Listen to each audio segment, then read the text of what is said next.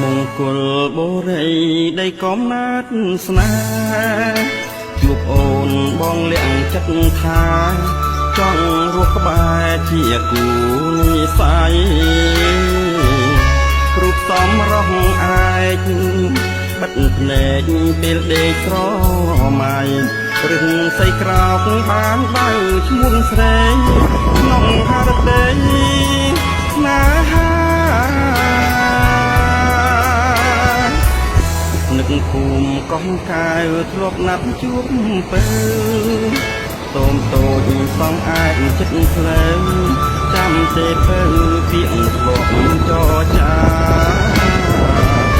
រកភូមិសំរងស្ទឹងកោងរកផ្លូវម្ខាងផ្សារបានអូនស្មាំងដាំងចិត្តស្នេហាសុំប្រាថ្នាតែព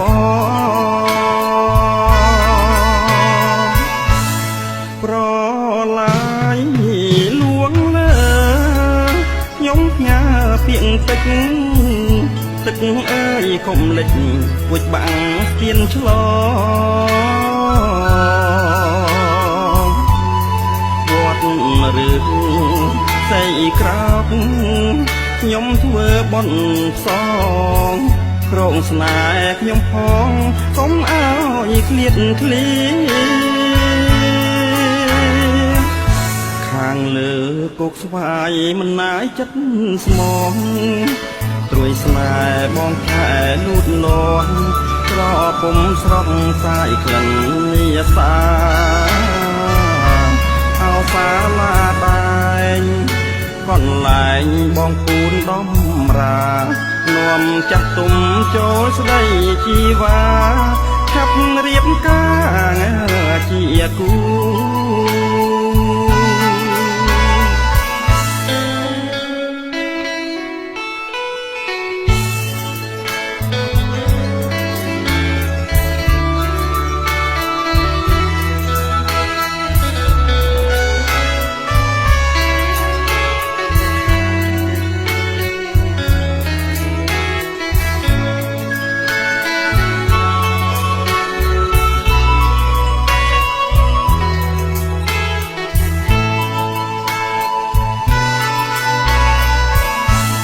ប្រ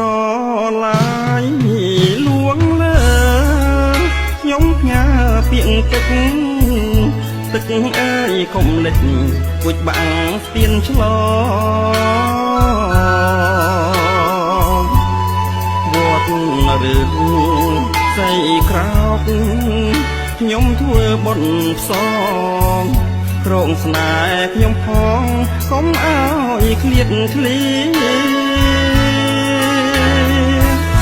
ខាងលើគោកស្វាយមិនណាយចិត្តស្មងត្រួយស្នេហ៍បងខែលូតលាស់ក្រពុំស្រស់សាយក្លិននាសាអោសាឡាដែងកន្លែងបងពូនដំរានាំចាស់ទុំចូលស្ដីជីវ៉ាឆាប់រៀបការជាគូ